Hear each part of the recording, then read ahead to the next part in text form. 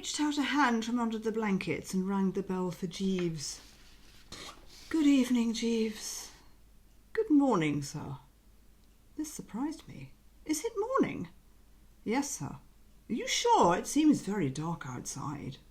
"There is a fog, sir. If you will recollect, we are now in autumn, season of mists and mellow fruitfulness." "Season of what?" "Mists, sir, and mellow fruitfulness." "Oh? Yes, I see. Well, be that as it may, get me one of those braces of yours, will you?" "I have one in readiness, sir, in the icebox."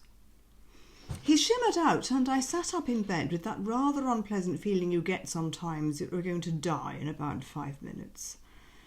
On the previous night I had given a little dinner at the Drones to Gussie Fink-Nottle as a friendly send-off before his approaching nuptials with Madeline, only daughter of Sir Watkin Bassett, CBE. And these things take their toll. Indeed, just before Jeeves came in, I had been dreaming that some bounder was driving spikes through my head. Not just ordinary spikes, as used by Jael, the wife of Heber, but red-hot ones. He returned with the tissue restorer. I loosed it down the hatch, and after undergoing the passing discomfort, unavoidable when you drink Jeeves's patent morning revivers, of having the top of the skull fly up to the ceiling and the eyes shoot out of their sockets and rebound from the opposite wall like racquet balls, felt better. It would have been overstating it to say that even now Bertram was back again in mid-season form, but I had at least slid into the convalescent class and was equal to a spot of conversation. I said, retrieving the eyeballs and replacing them in position. "Well, Jeeves, what goes on in the great world? Is that the paper you have there?" "No, sir, it is some literature from the Travel Bureau. I thought that you might care to glance at it." Oh, you did you?" And there was a brief and, that's the word I want, pregnant silence.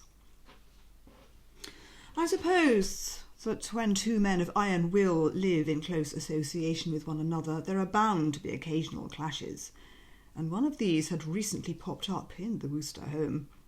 Jeeves was trying to get me to go on the round-the-world cruise, and I would have none of it. But in spite of my firm statements to this effect, scarcely a day passed without him bringing me a sheaf or nosegay of those illustrated folders which the over-the-open spaces birds send out in the hope of drumming up custom. His whole attitude called irresistibly to the mind that of some assiduous hound who will persist in laying a dead rat on the drawing-room carpet, though repeatedly apprised by word and gesture that the market for same is sluggish or even non-existent. "Jeeves," I said, "this nuisance must now cease." "Travel is highly educational, sir." "I can't do with any more education. I was full up years ago. No, Jeeves, I know what's the matter with you. That old Viking strain of yours has come out again. You yearn for the tang of the salt breezes. You see yourself walking the deck in a yachting cap. Possibly someone has been telling you about the dancing girls of Bali. I understand, and I sympathise, but not for me. I refuse to be decanted into any blasted ocean-going liner and lugged off round the world." "Very good, sir." He spoke with a certain "what is it" in his voice, and I could see that if not actually disgruntled, he was far from being gruntled, so I tactfully changed the subject. "Well, Jeeves, it was quite a satisfactory binge last night." "Indeed, sir?" "Oh, most. An excellent time was had by all. Gussie sends his regards." "I appreciate the kind thought, sir. I trust Mr. Fink-Nottle was in good spirits?" "Extraordinarily good, considering that the sands are running out and that he will shortly have Sir Watkin Bassett for a father-in-law. Sooner him than me, Jeeves, sooner him than me." I spoke with strong feeling, and I'll tell you why. A few months before, while celebrating the boat race night, I had fallen into the clutches of the law for trying to separate a policeman from his helmet, and after sleeping fitfully on a plank bed, had been hauled up at Boter Street next morning and fined 5 of the best. The magistrate who had inflicted this monstrous sentence to the accompaniment, I may add, of some very offensive remarks from the bench, was none other than old Pop Bassett, father of Gus's bride-to-be. As it turned out, I was one of his last customers, for a couple of weeks later he inherited a pot of money from a distant relative and retired to the country. That, at least, was the story that was put about. My own view was that he had got the stuff by sticking like glue to the fines. 5 quid here, 5 quid there. You can see how it would mount up over the years. You have not forgotten that man of wrath, Jeeves, a hard case. Possibly Sir Watkin is less formidable in private life, sir. I doubt it. Slice him where you like, a hellhound is always a hellhound. But enough of this, Bassett. Any letters today? No, sir. Telephone communications. One, sir, from Mrs. Travers. Aunt Dahlia, and she back in town then? Yes, sir. She expressed a desire that you would ring her up at your earliest convenience. I will do even better, I said cordially. I will call in person. And half an hour later I was toddling up the steps of her residence and being admitted by old Seppings, her butler, little knowing as I crossed the threshold that in about 2 shakes of a duck's tail I was to become involved in an imbroglio that would test the Wooster soul as it had seldom been tested before. I allude to the sinister affair of Gussie Finknottle, Madeline Bassett, old Pop Bassett, Stiffy Bing, the Reverend H.P. Stinker Pinker, the 18th century cow creamer, and the small brown leather-covered notebook.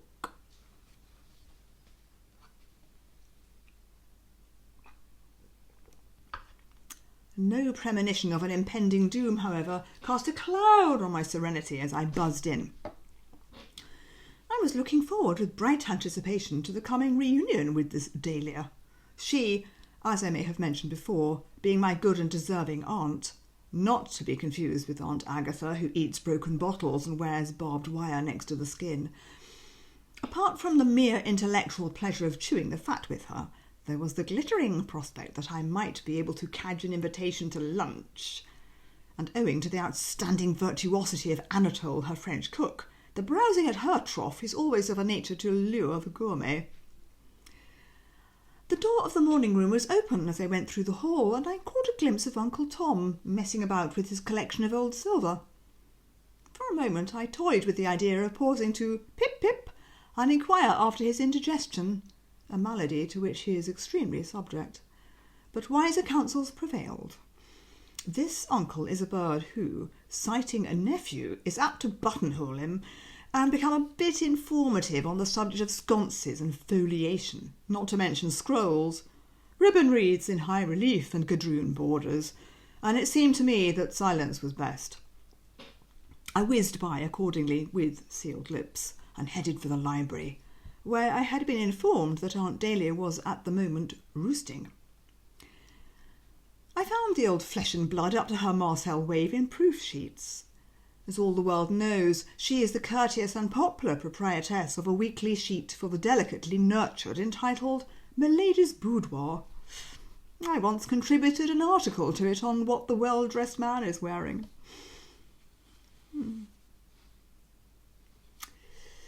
My entry caused her to come to the surface, and she greeted me with one of those cheery view-halloos, which in the day when she went in for hunting used to make her so noticeable a figure of the Corn, the Pitchley and other organisations for doing the British fox a bit of no good. "Hello, ugly," she said. "What brings you here?" I understood, aged relative, that you wished to confer with me. "I didn't want you to come barging in and interrupting my work. A few words on the telephone would have met the case. But I suppose some instinct told you that this was my busy day." "If you were wondering if I could come to lunch, have no anxiety. I should be delighted as always. What will Anatole be giving us?" "He won't be giving you anything, my gay young tapeworm. I'm entertaining Pomona Grindle, the novelist, to the midday meal." "I should be charmed to meet her." "Well, you're not going to. It is to be a strictly tête-à-tête affair." "I'm trying to get a serial out of her for the boudoir." "No. All I wanted was to tell you to go to an antique shop in the Brompton Road, just past the Oratory, you can't miss it, and sneer at a cow creamer. I did not get her drift. The impression I received was that of an aunt talking through the back of her neck. To do what to what? They've got an 18th century cow creamer there that Tom's going to buy this afternoon. The scales fell from my eyes. Oh, it's a silver whatnot, is it? Yes, a sort of cream jug. Go there and ask them to show it to you, and when they do, register scorn. The idea being what? To sap their confidence, of course, chump. To sow doubts and misgivings in their mind and make them click the price a bit. The cheaper he gets the thing, the better he will be pleased. And I want him in a cheery mood, because if I succeed in signing the Grindle up for this serial, I shall be compelled to get into his ribs for a biggish sum of money. It's sinful what these best-selling women, novelists, want for their stuff. So pop off there without delay and shake your head at the thing. I'm always anxious to oblige the right sort of aunt, but I was compelled to put in what Jeeves would have called a nolle prosequi. Those morning mixtures of his are practically magical in their effect, but even after partaking of them one does not oscillate the bean. I can't shake my head, not today. She gazed at me with a censorious waggle of the right eyebrow.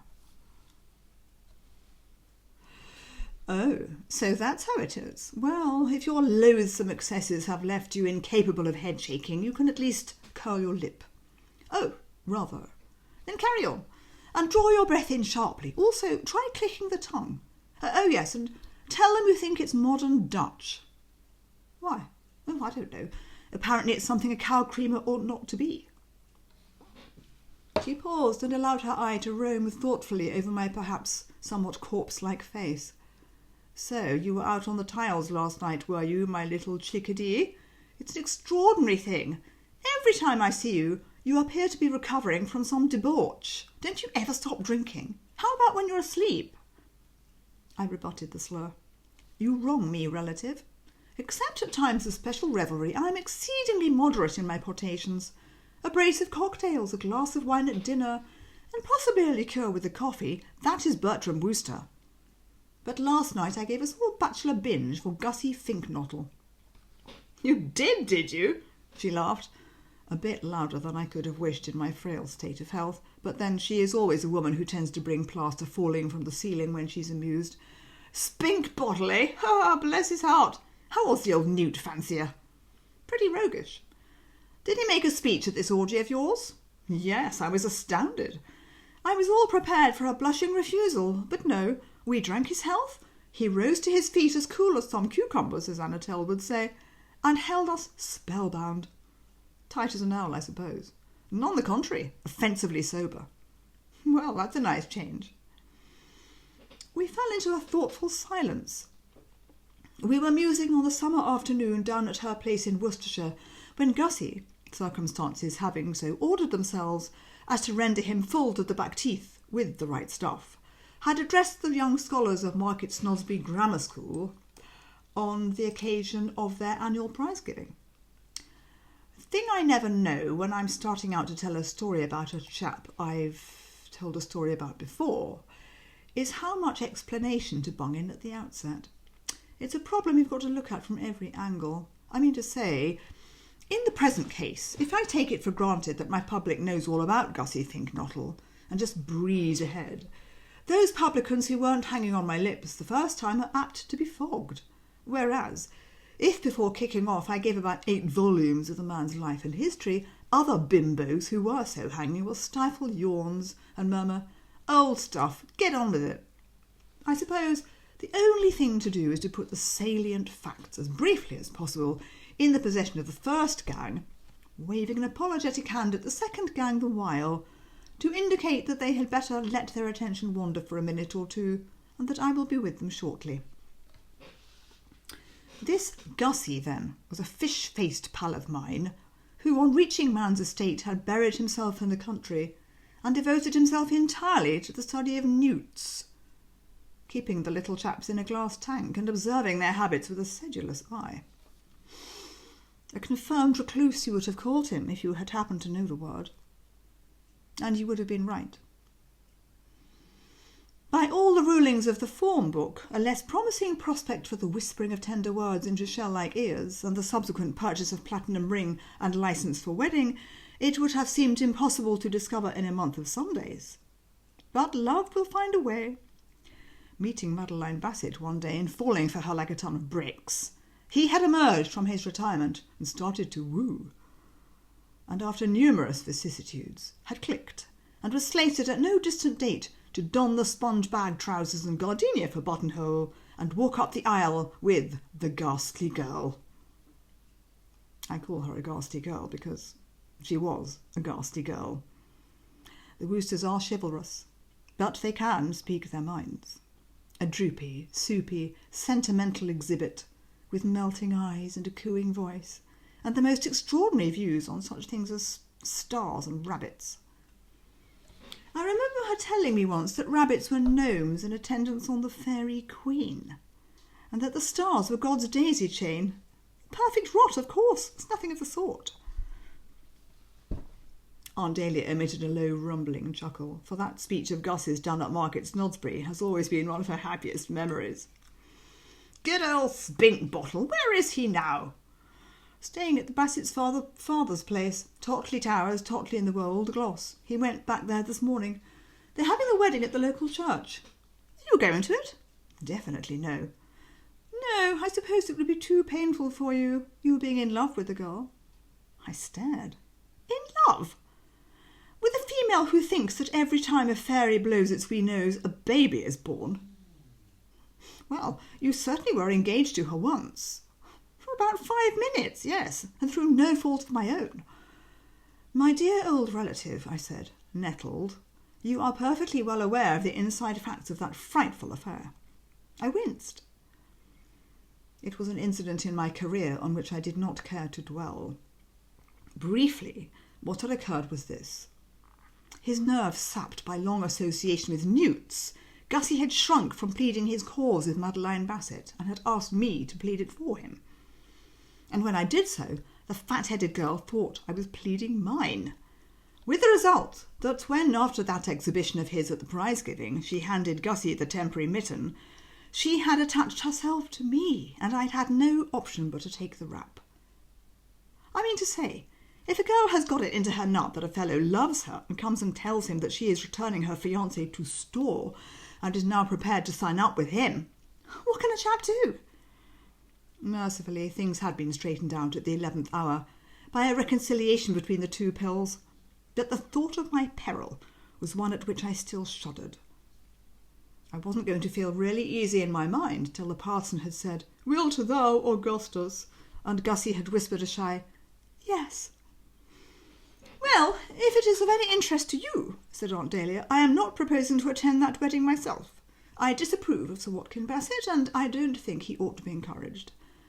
There's one of the boys if you want one." "You know the old crumb then," I said, rather surprised.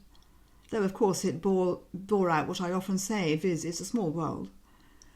"Yes, I know him. He's a friend of Tom's. They both collect old silver and snarl at each other like wolves about it all the time.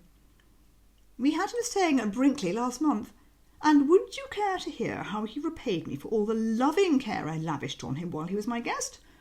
Sneaked round behind my back and tried to steal Anatole. No, that's what he did. Fortunately, Anatole proved staunch. After I had doubled his wages. "Double them again," I said earnestly. "Keep on doubling them. Pour out money like water rather than lose that superb master of the roasts and hashes." I was visibly affected. The thought of Anatole, that peerless disher-up, coming within an ace of ceasing to operate at Brinkley Court, where I could always enjoy his output by inviting myself for a visit, and going off to serve under old Bassett, the last person in the world likely to set out a knife and fork for Bertram, had stirred me profoundly. "Yes," said Aunt Dahlia, her eyes smouldering as she brooded on the frightful thing. "That's a sort of hornswoggling high-binder Sir Watkin Bassett is. Oh, you'd better warn Spink Bottle to watch out on the wedding day. The slightest relaxation of vigilance, and the old thug will probably get away with his tie-pin in the vestry." "And now," she said, reaching out for what had the appearance of being a thoughtful essay on the care of the baby in sickness and health. "Push off. I've got about 6 tons of proofs to correct. It's full of and give this to Jeeves when you see him. It's from Husband's Corner. It's full of deep stuff about braid on the side of men's trousers. I'd like him to vet it. For all I know, it might be red propaganda. And I can rely on you not to bungle that job. Tell me in your own words what it is you're supposed to do. Go to antique shop. In the Brompton Road. In, as you say, the Brompton Road. Asks to see cow creamer and sneer. Right. Pass along. The door is behind you." It was with a light heart that I went out into the street and hailed a passing barouche. Many men, no doubt, might have been a bit sick at having their morning cut into in this fashion, but I was conscious only of pleasure at the thought that I had it in my power to perform this little act of kindness. Scratch Bertram Wooster, I often say, and you will find a Boy Scout. The antique shop in the Brompton Road proved, as foreshadowed, to be an antique shop in the Brompton Road, and like all antique shops except the swanky ones in the Bond Street neighbourhood, dingy outside and dark and smelly within. I don't know why it is, but the proprietors of these establishments always seem to be cooking some sort of stew in the back room. "I say," I began, entering, then paused as I perceived that the bloke in charge was attending to 2 other customers. "Oh, sorry," I was about to add, to convey the idea that I had horned in inadvertently, when the words froze on my lips. Quite a slab of misty fruitfulness had drifted into the emporium, obscuring the view, but in spite of the poor light, I was able to note that the smaller and elder of these 2 customers was no stranger to me. It was old Pop Bassett in person, himself, not a picture. There is a tough bulldog strain in the Woosters, which has often caused comment. It came out in me now.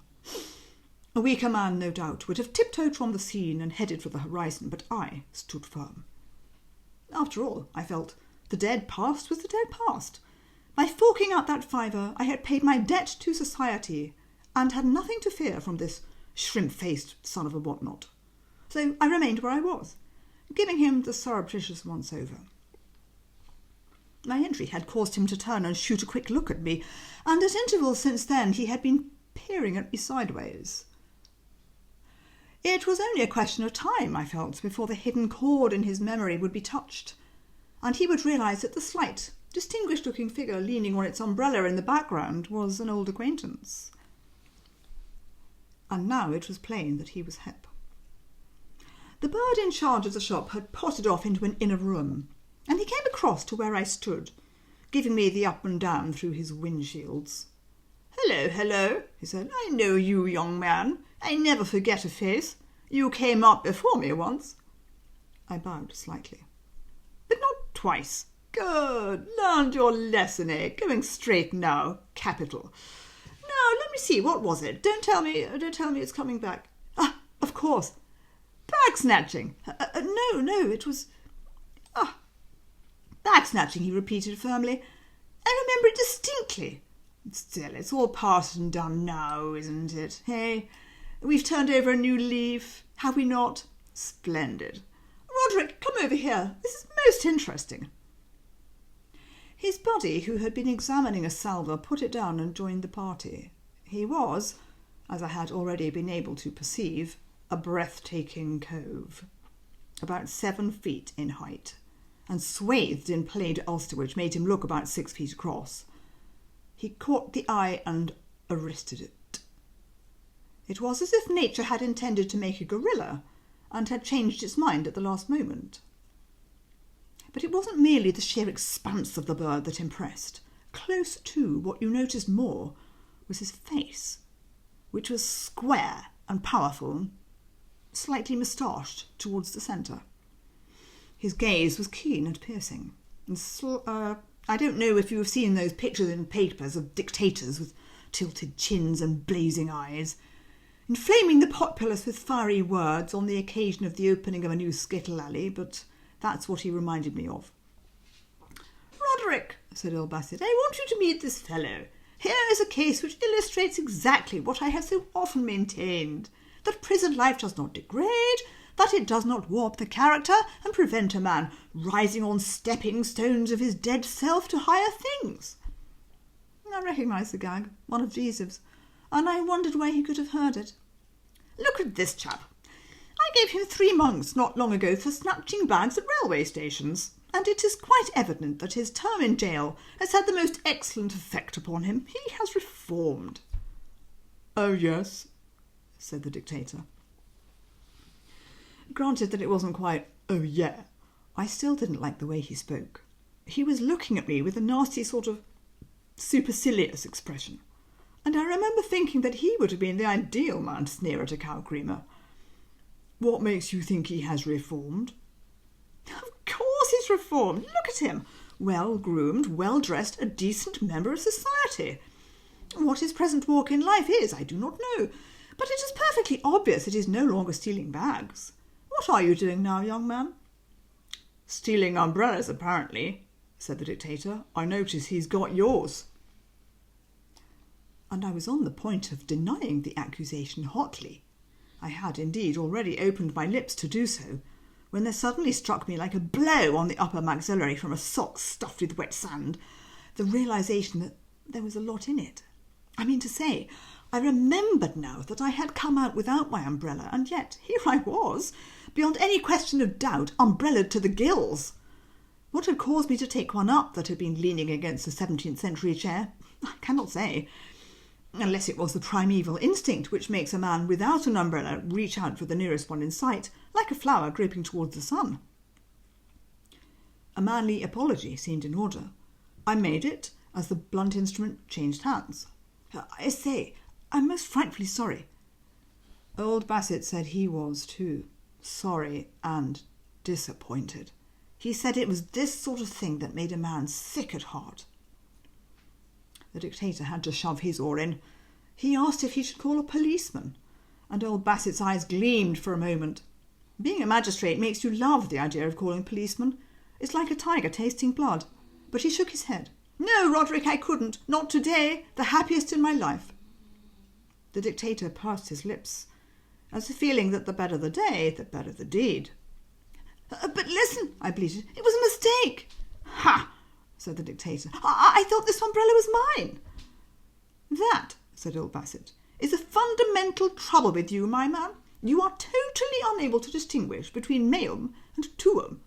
Well, I'm not going to have you arrested this time, but I advise you to be very careful.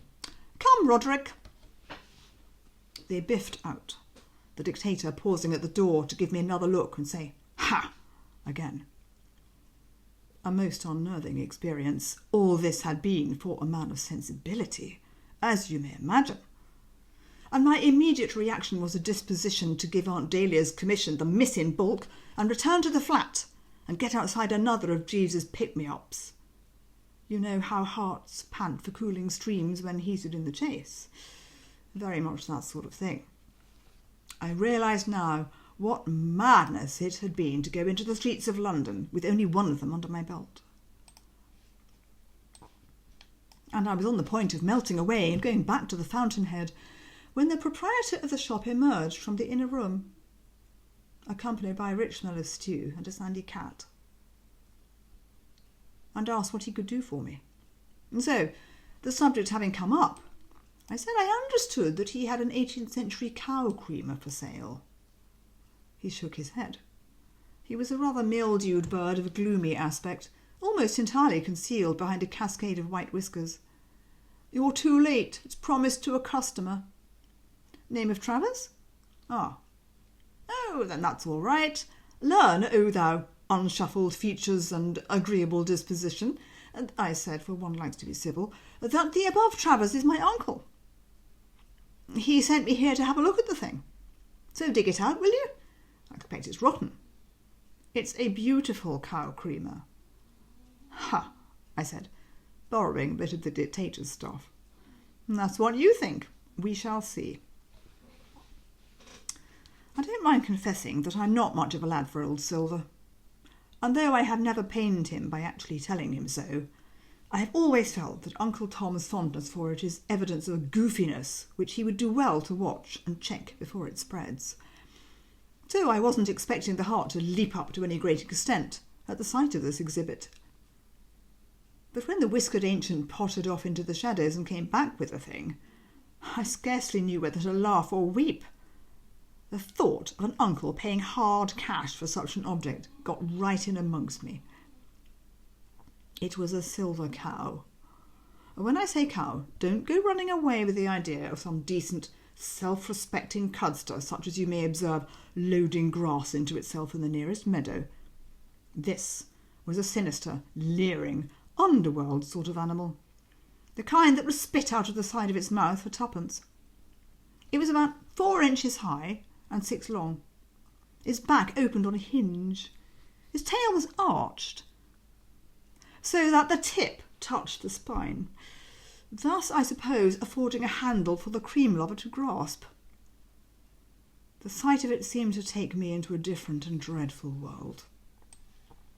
It was consequently an easy task for me to carry out the programme indicated by Aunt Dahlia. I curled the lip and clicked the tongue all in one movement. I also drew in the breath sharply. The whole effect was that of a man absolutely out of sympathy with this cow creamer, and I saw the mildewed cove start as if he had been wounded in a tender spot. "Oh, tut, tut, tut," I said. "Oh, dear, dear, dear. No. I don't think much of this," I said, curling and clicking freely. "All wrong." "All wrong?" "All wrong. Modern Dutch." "Modern Dutch?"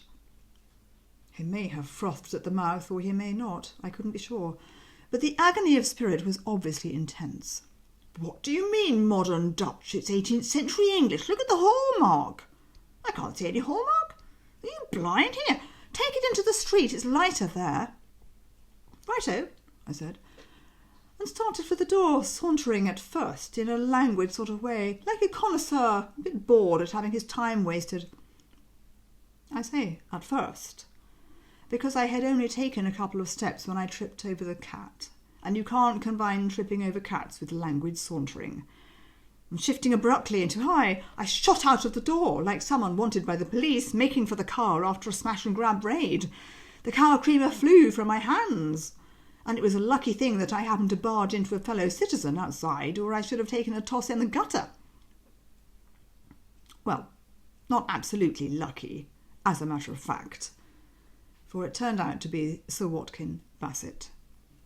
He stood there goggling at me with horror and indignation behind the pince-nez, and I could almost see him totting up on the score on his fingers, first bag-snatching, I mean to say, then umbrella-pinching, and now this. His whole demeanour was that of a man confronted with the last straw. "Call a policeman, Roderick!" he cried, skipping like the high hills. The dictator sprang to the task. "Police!" he bawled. "Police!" yipped old Bassett, up in the tenor-clef.